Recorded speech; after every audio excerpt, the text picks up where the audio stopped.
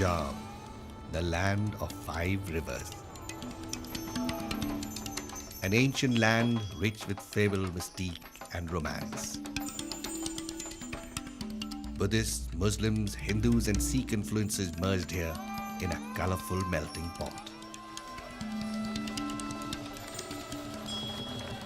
Positioned on a natural trade route between Central Asia and the Indian subcontinent, Punjab witnessed waves of Muslim rulers who left their distinct hallmarks in their monuments and structures.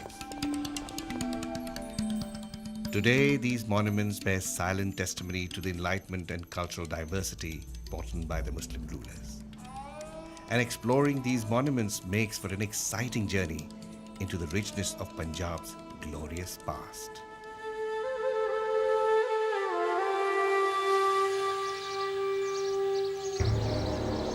Mighty river Indus, the lifeline for ancient civilizations whose legacies still survive today.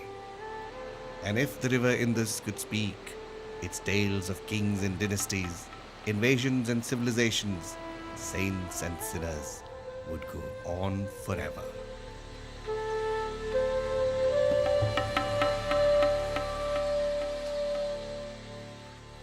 This was some 4,500 years ago, a thriving city.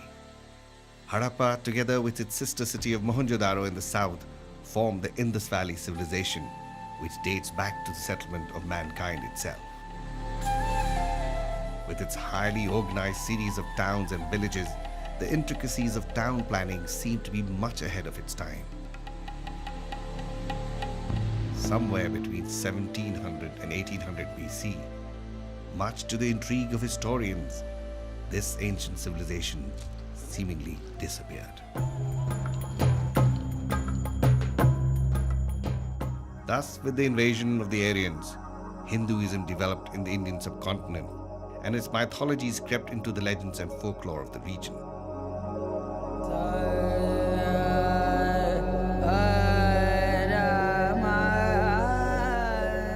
Said that when the Hindu god Shiva grieved over the death of his beloved wife Parvati, the tears that he shed created freshwater lakes at Ajmer in India and the other one in Pakistan at Ketas.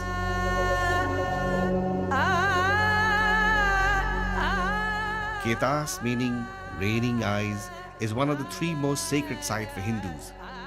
The pond is surrounded by an ancient temple complex where it is said that an early Buddhist university existed, and the great Muslim scholar Al-Biruni came here to study, and close by discovered a way of measuring the circumference of the world.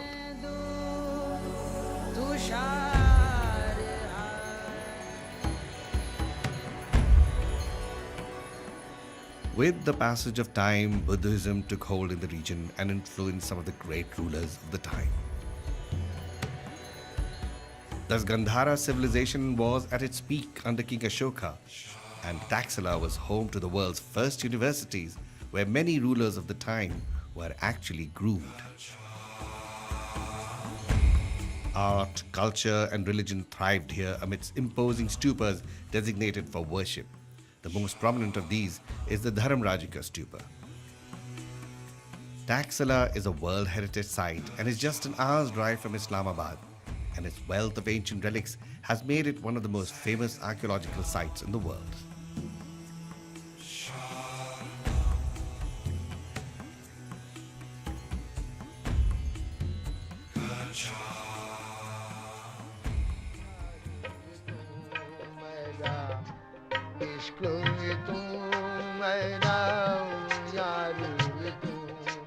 Down in the southern shores of the subcontinent, Islam was gradually spreading through the numerous Sufi saints and scholars who traveled from Persia and Central Asia and made Pakistan their home. Their simplistic lifestyles and their message of love, peace, and tolerance influenced the locals, and Islam rapidly spread.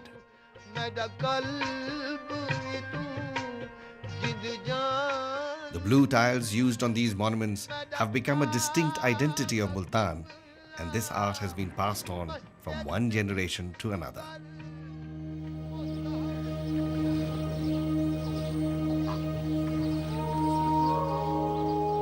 So as we travel further down the Indus, one is naturally drawn to the exquisite work on the monuments at Uch Sharif.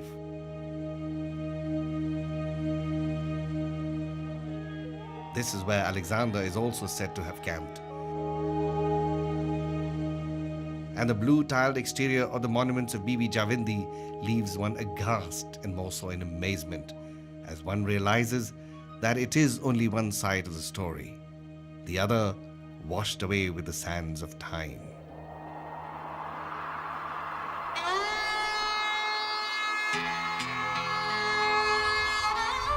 The romance of the deserts of Pakistan is euphoric.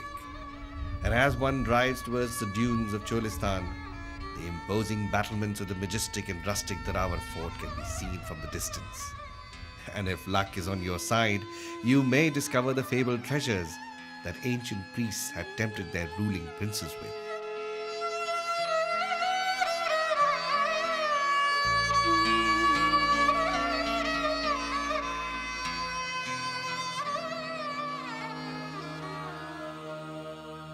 Centuries on, amidst the prevalent turmoil in the plains of Punjab, a son was born who went on to become the founder of Sikhism, Baba Guru Nanak, whose birthplace in Nankana Sahib is one of the holiest signs for Sikhs worldwide.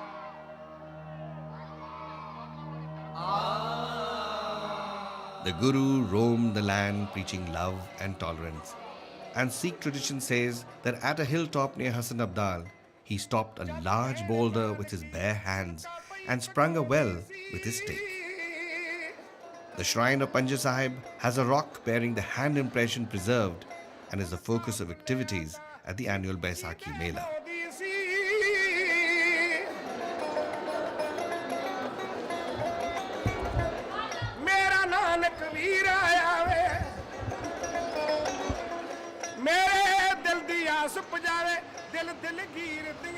And so the river flowed and witnessed dynasties rise and fall.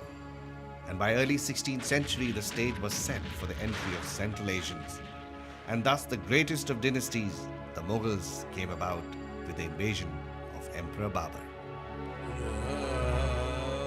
The Mughals were great lovers of art and architecture and left behind a breathtaking array of exquisite architecture that has immortalized their heritage.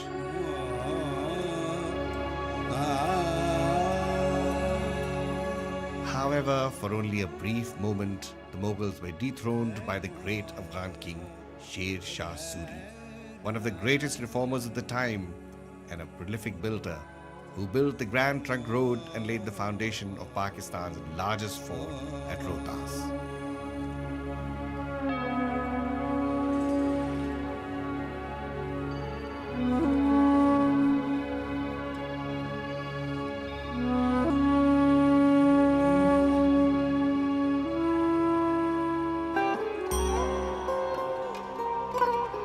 Well, soon afterwards, the Mughals managed to win back the empire, and Lahore became one of the main focal points of their kingdom. Akbar made Lahore his capital in the early years of his reign, and thus the Lahore fort became the seat of power for whoever ruled the area in successive years.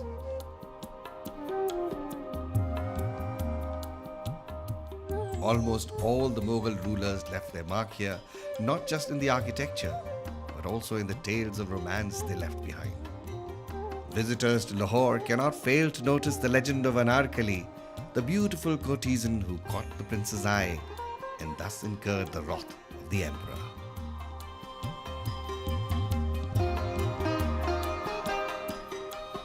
Well, great romances always tend to end in tragedy, and this was no exception. Well, the prince, on ascending the throne, built a mausoleum for her, which is housed in the Punjab Secretariat. Jahangir, known for his elaborate and decadent lifestyle, built the quadrangle in the fort named after him as his royal residence.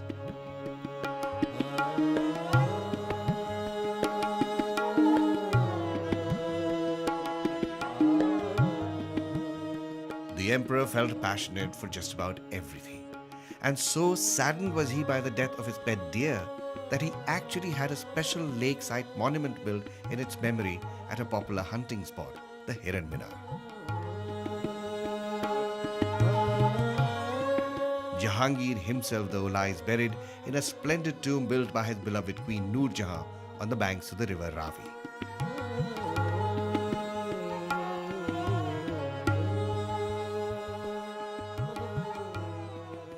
Jahangir's son Shah Jahan retained his romantic streak. The famed builder of the Taj Mahal left marks of his artistic vision here as well, the Sheesh Mahal being the great example.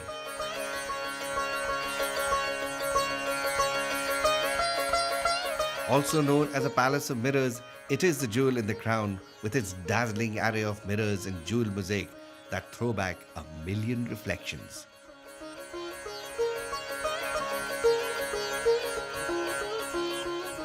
The Mughals loved gardens, right down from the dynasty of Babur, who once wrote, "A garden is the purest of human pleasures." And this passion is in abundance in the Shalimar Gardens built by Shah Jahan. The Shalimar Gardens are the typical manifestations of the Mughal ambience.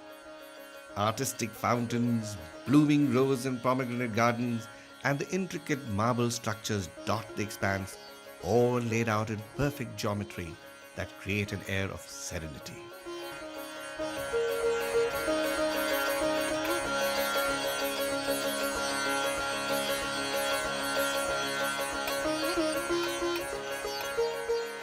The Mughals also put the stamp of characteristic Islamic art and architecture across the subcontinent. And one of the great symbols of this is the Badshahi Mosque built by Aurangzeb Alamgir. With its magnificent marble domes rising above a decorative red stone expanse, the outdoor prayer court here is the largest in the world.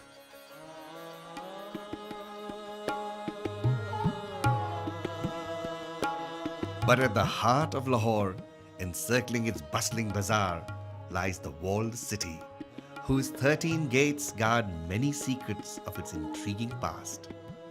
Amongst those that survive today are the Bhati Gate, the Mochi Gate, the Delhi Darwaza, Roshnai and Alamgiri gates, with arches so tall that royal elephants and mounted caravans can make their way through.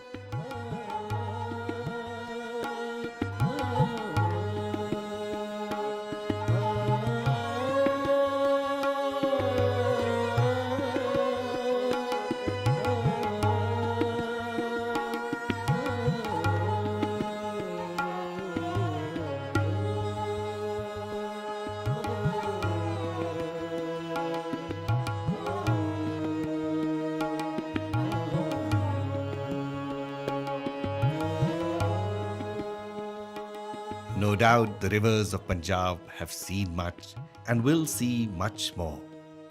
And as they continue to run their course in time, legends and history will continue to make waves on their banks, time after time, in years to come, forever.